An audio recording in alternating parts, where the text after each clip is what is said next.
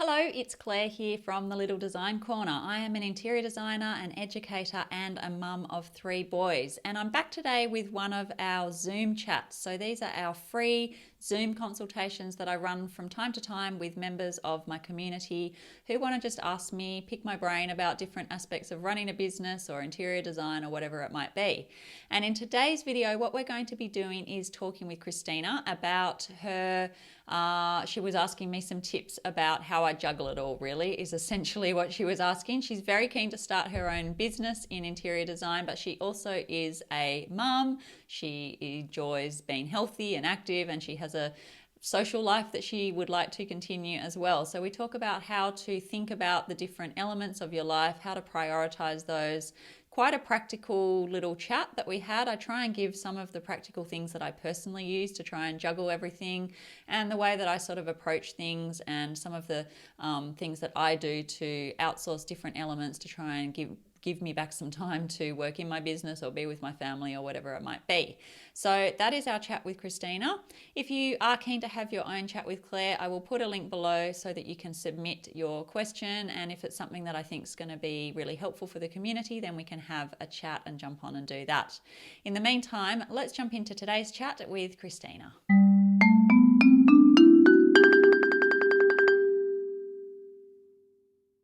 Hi, Christina. Thank you so much for joining us on the Zoom call.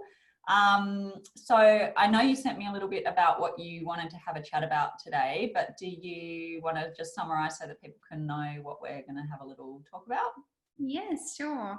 Hello, Claire, and thank you so much for taking the time to chat with me about my issues that I'm having, or the troubles I'm having. So my situation is that I want to start my own interior design business, and but I'm not quite sure if I can manage everything and how I can get it all to fit in my schedule, because just like you, I've got other priorities that come before that. I've got a family, 2 little kids. They're on number one. And then also I've got my health and my social life that I also prioritize very highly. And then comes my passion that I want to turn into business. So here's the question. What are your top tips for getting everything working without stretching yourself too thin and wearing yourself out? So I probably do stretch myself too thin. So I'm probably not a good person to ask about not stretching yourself too thin. But I guess a couple of things I'd say. The first thing I would say is about priorities. And so the thing is about getting a business off the ground, I guess, is first of all, it takes so much work. Like, the great thing about it is that you're doing exactly what you want to be doing. You're working with your passion. You're doing like something that you love, but it's not something where you're going to replace like an old job where you didn't want to do, a 9 to 5 job. I don't know if you've been working or been looking after the kids or whatever you've been doing, but it's not really like you're just going to replace it and then you're going to, have this other thing that's like in a neat and tidy box. Mm-hmm. For me, I'm either thinking about work or working like almost constantly, and it's almost a bad habit. And it's not true, it's not constantly, but it's like it's very all consuming to have your business. So I guess that's the first thing, to go in with open eyes that it is like, and especially to get it started and to get it up and running and stuff, it does take like a lot of work and a lot of commitment and stuff. So that's the first thing. And then the second thing, I guess, is that like sometimes when people say these sorts of things to me, I guess it sounds a bit tough love-ish in a way, because I'm like, one of the things you said, that you enjoy your social life, which is awesome. And I 100%, like, you've got to find the right set of priorities that are for you. If your business is like coming below the other things, maybe that's not the priority. Do you know what I mean? So, in some ways it's like, what really, like, do I really want to start a business, or do I just really like the idea of starting a business? Because if you do, then maybe the social life for a while is the thing that drops away, or maybe you sacrifice, like I do a bit of sacrificing of sleep, especially lately. But I try mostly to sleep pretty well, but I go to sleep at 9 and I get up at 5, and those early hours for me, I don't know if you've seen much about my sort of Yes. weekly schedules, and things. But those early hours for me are just probably the life-saving hours of my week, because that's when I can get so much done. I really do, before the kids are up and before my husband's awake. That's probably the hours where I get the most done. So I don't know whether that's an option, because you know, maybe you can put a couple of hours aside each morning if it doesn't impact the other things that you have going on. And maybe that can be a way that you can at least know that those are my hours for actually trying to get this thing up and running and off the ground and doing the steps that you need to sort of do that. I don't know. They're my initial things that come to the top of my mind. Does any of that help? Or Yes, it definitely does. I don't work at the moment, so my decision is go back part-time into my old corporate world job, which is well paid and got all the benefits of that, but it's boring and I don't really want to do it. What was your job? What do you do for work at the moment? I've got a business background, so I'm a project manager, which is hard part-time anyway, so I don't get cool projects, but just do office work.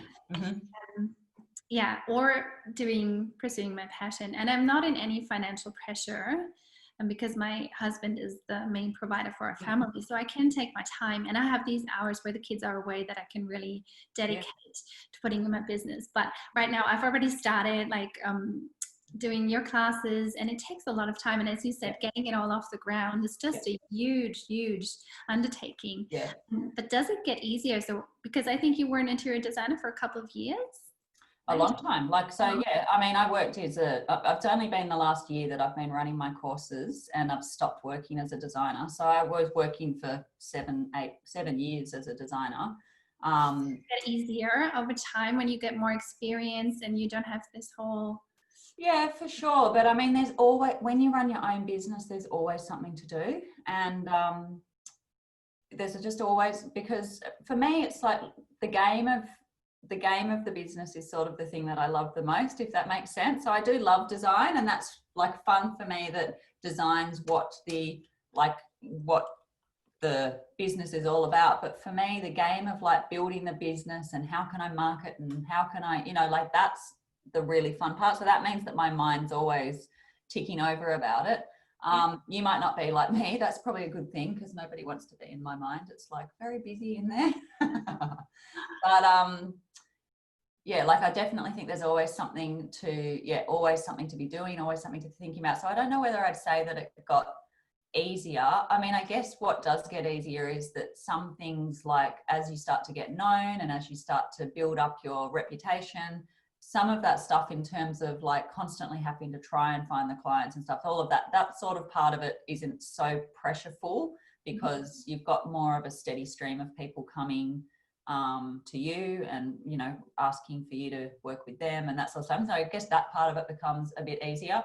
And then I guess you do develop sort of good systems and stuff. And I mean, if you're a sort of organized project manager type person, then you will develop good systems for how to get stuff sort of moving and all of that sort of stuff. So I'm sure, and I only did it, and I've only ever done it in like when the kids like, and this is no judgment on people that have nannies and do all of that stuff. I've never had, like, I've looked up, like they've picked the kids up from school every single afternoon. It's not, so you can do a lot during the sort of school, preschool, whatever the hours are, for sure. And then adding those, that for me, I have to add those early morning hours in, otherwise I don't get enough. And I do a little bit of, I do some work on the weekends as well. But my kids, I don't know how, have you told me how old your kids are? 5 and 2. Yeah, so my kids are a bit older, they're a bit more self-sufficient. It's much harder when you've still got like a 2-year-old who, and even a 5-year-old who still have to be entertained. And, mine are happy to read their books and play on, do all their different stuff on the weekends and do their homework and all the things. But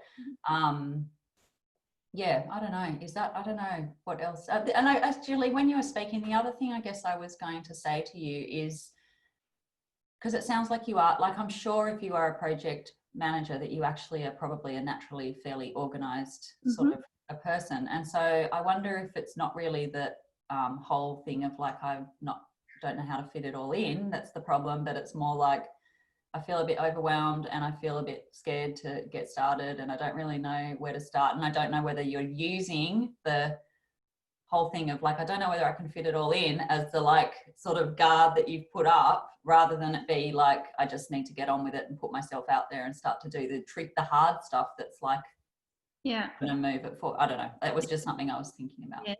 Yeah. It could be. And it's also, to be honest, my husband, he's got a very demanding job, and I'm number one carer for kids and house. Yeah, well, that was me too for all those years. Yeah.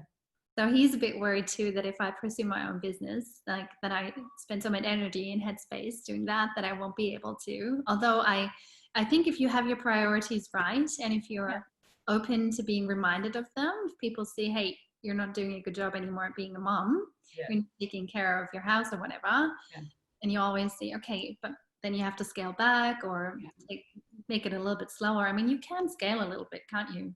Oh, for sure. Like, I mean, my situation was very similar to that. So when I left my corporate job, I did make sure I'd left before. So I worked weekends and nights while I was still working in my corporate job. We had the same situation. My corporate job was the sort of backup play money, if you like. I mean, it was still, I had a decent job, but it was like, my husband has a very full-on job. And so he, that in the beginning, that was like, he was the one who was the sort of primary person. But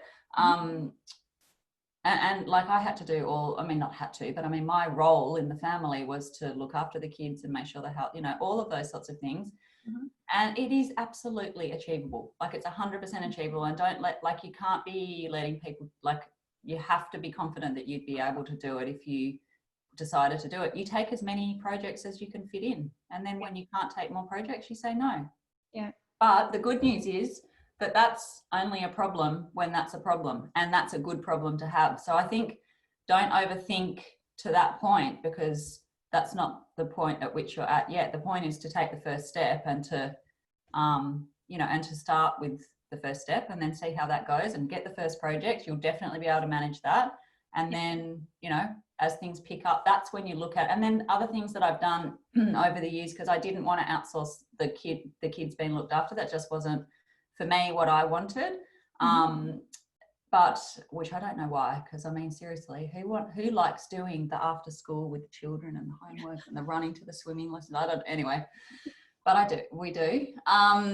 But I do outsource other stuff. Like, I've got a cleaner, so I don't clean the house anymore. So that's one thing I outsource. And we outsource, like, we don't iron very much, and my husband's not wearing shirts and stuff, but we don't do any ironing anymore. That's all outsourced. You know, like, there's things that you can outsource that that won't impact the way that, like, it will help you to manage the household and all that sort of stuff. And we had, like, sort of for a little while, we're not doing it anymore, but for a little while we used to have, like, it wasn't Marley Spoon, but you know, those the kits that had come for dinners, and they're very healthy and stuff, but you don't have to think about the dinner every single night.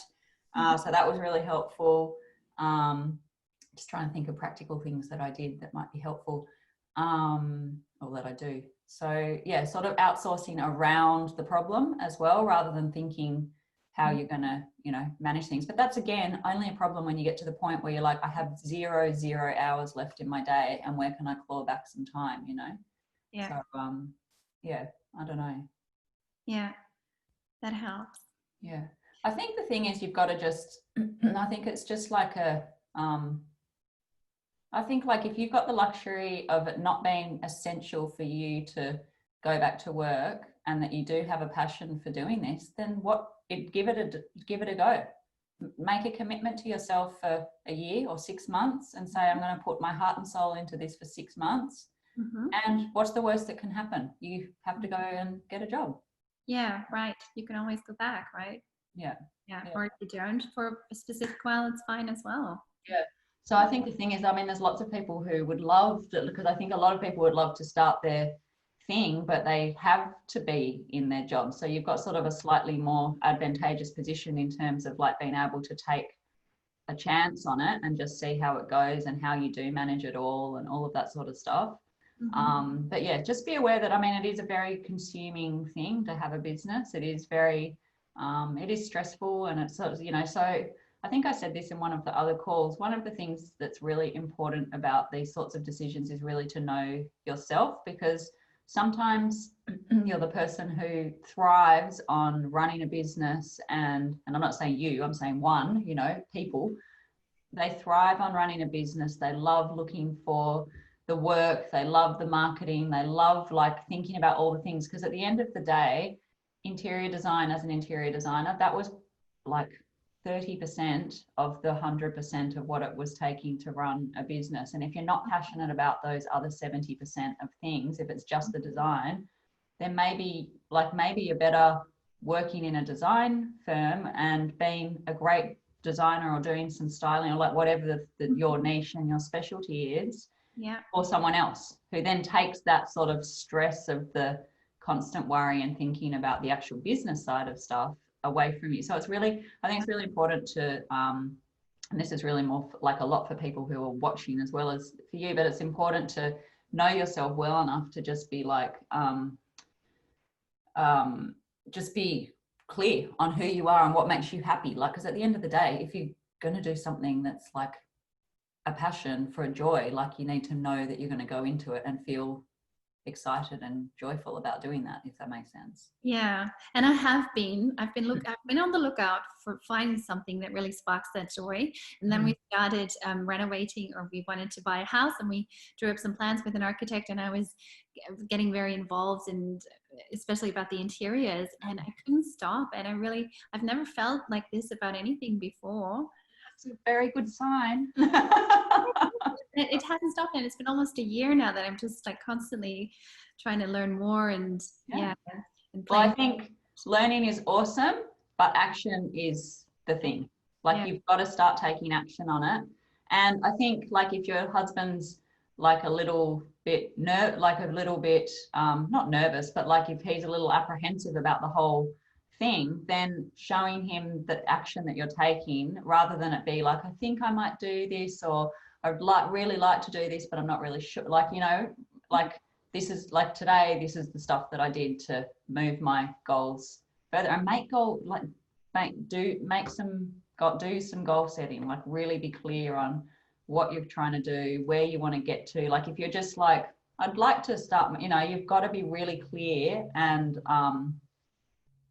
just like have really just like really actionable goals that you're working towards. That's a game changer for me personally. So in terms of knowing my goals, and every day, like I but like I look over my goals every single day just to be like, that's what I'm trying to do. That's like what I'm trying to work towards.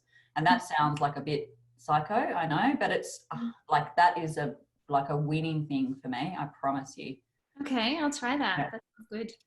Because then you're not like, if you go, well, I'm going to do X, and then you look at that and you're like, well, is that really going to help me get to this goal that I've set myself in 6 months' time? And then you're like, not really. So what do I really need to be doing today to actually get myself to that goal? Yeah. Quite motivating to do that. Yeah. Yeah, that's great. So you don't do any stuff that's just time consuming but doesn't bring you further to that goal. Okay. Well, yeah. I mean, you've got to, so things to focus on when you're first starting: getting revenue through the door as quickly as you possibly can. What is your fastest path to revenue? Because once you don't have anything until you've got some revenue. So you've got to start working out how you're going to bring some money in. Because the second thing that happens once you start bringing money in is that you get the confidence, because then you suddenly now have something that people are starting to pay you for. So that builds confidence in yourself to be like, okay, what's the next thing? Mm-hmm. And so then you can start to like set up, you know, there's things that, you know, then you've got to start to work more towards like all the long-term, you know, marketing strategies and all of that sort of stuff. But like fastest path to revenue is the most important thing. You've got to test out that you actually have like something that people want to pay you for, because that's really important to sort of know and make sure that you've got that before you spend too much time and energy and stuff on all the other stuff which people spend a lot of time on because they're sort of too scared to do that bit, if that makes sense. That makes a lot of sense. Yeah. For me, okay. Yeah. And then I can show my husband as well, for example. Well, that's the thing. And it's like, well, I got paid, you know, $150 for a consultation today. I'm starting. Like this is it. I've started. Yeah. And when I was first starting, I don't know how much of my stuff you've watched, but these are sorts of things that I put out all the time. But like when I was first starting, the parents of at my kids' schools were like where almost all my first original jobs came from. So you got to start telling everyone, I'm now doing this. And you'd be surprised, especially if they've been to your house and stuff. Like I used to already have people like, you know, can I pick your brain and stuff about stuff?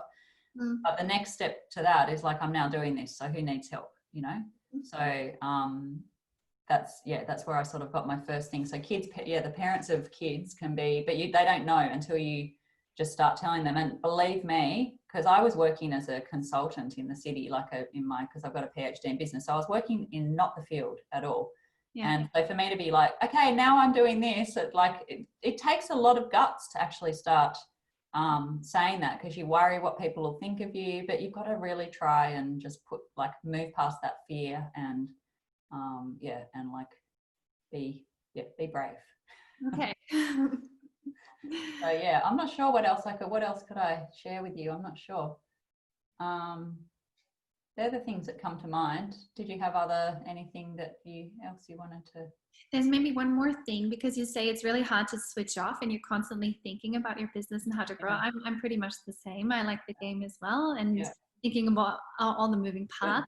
Yeah. And I'm sure or I'm aware of the fact that I can't just put my pencil down and then it's done for the day. Do you have any strategies or tips? Because we all want to be present in the moment, especially when we're with our family. What helps you with that? I mean, I think this is something we all work at, and I, don't know if I'm that terrific at it, if I'm honest. I try and leave my phone in the other room. That's a very practical thing that I try and do.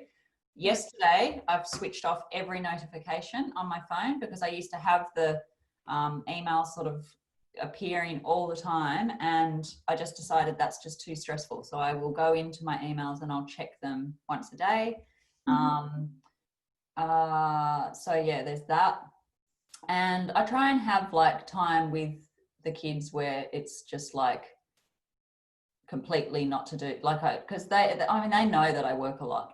The amount of times they come, it's just second nature to them that I am in here working when they get up in the morning. But I sort of see it. So the way that I, not justify it, but the way that I see it is that when I was growing up, my mum was a single mum, and so she worked, and we didn't have the internet back then, and there was no leaving and then you can finish off your work at home and stuff. So my sister and I would be at home, and she would get home at 7 o'clock. She had quite a senior job, and she had a busy time, but she wasn't there. So she wasn't there in the afternoons, and that's how I grew up. It hasn't damaged me that much that I can tell, and things. But for me, it's important to be there for my kids. And so the way that I sort of think of it to myself and how I say it to them now that they're older, not that they complain, because they sort of just understand that it's the way the world works, but it's I'm here, but yes, I have to do some work between different things. So if they're eating their afternoon tea, we'll catch up about their day, but then I'll come back down and I'll check a few emails and sit down for 10 minutes while they finish off their afternoon tea. And it's just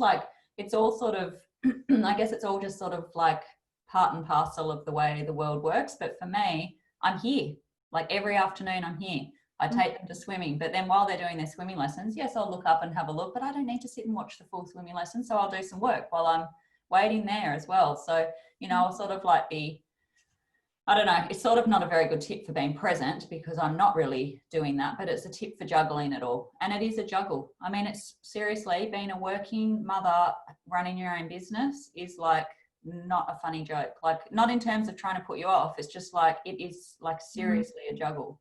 Yeah. So I think you just can't be hard on yourself, and your kids are seeing you do the most important thing is that, and probably for the whole family, is that mum's happy. That's what I always think, because if mum's happy, then most of the family tends to be quite happy.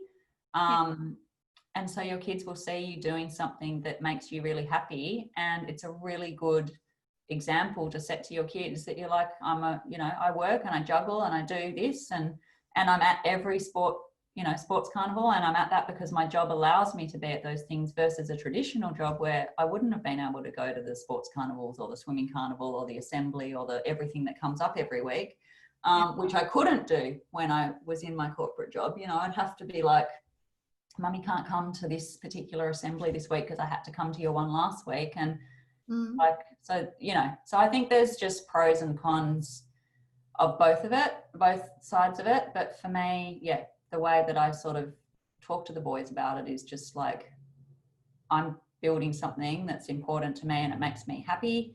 I'm here for you guys. You can come and interrupt me. There's nothing that they wouldn't be. I mean, if we were chatting and they were home, probably I'd ask them to stay out. They're old enough now to stay out, but it's, you know, it's all part of my life to sort of just be trying to just juggle both, I guess. I don't know if that's very helpful, but that's the way I look at it anyway.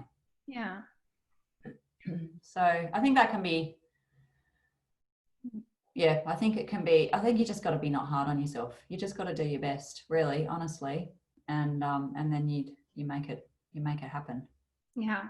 And you have to take action. Yeah. And you've got to take action. Honestly, I've decided that I'm going to be the action taking coach. That's what I've decided, because that's the biggest thing that I see most people struggling with, is that they're in their head too much.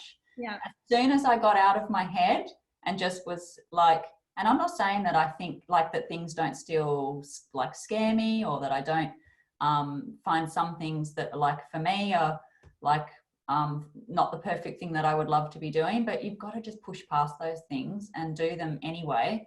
Mm-hmm. And the more you do them, the less they stress you out anyway, which is a good thing. But action. You've got to take action. Just do something today that means that tomorrow you've moved a step closer to firstly making revenue, but also to these goals that you're going to set for yourself. Mm-hmm. I think I've written something about my goal setting process. I don't know. It's definitely in one of my courses, but I'm just trying to think if I've written a blog post or something about it that I could point you to. I'm not sure if I have. I must do that at some point. Yeah, so they would be my top tips for what they're worth. Thanks. I really do it. Yeah. It's an important thing. Yes. I really admire your work. Thank you. And yeah, I wish you all the best. Thank you so much. I wish you all the best. Keep me updated with how it's all going, please. Yeah. I get my first paycheck. I want to see about. I want to hear about it for sure. Not if, when. When. Okay. Yes. Yeah. Thank you so much. No worries. All right. Enjoy your weekend. Same to you. Bye. Bye. Bye.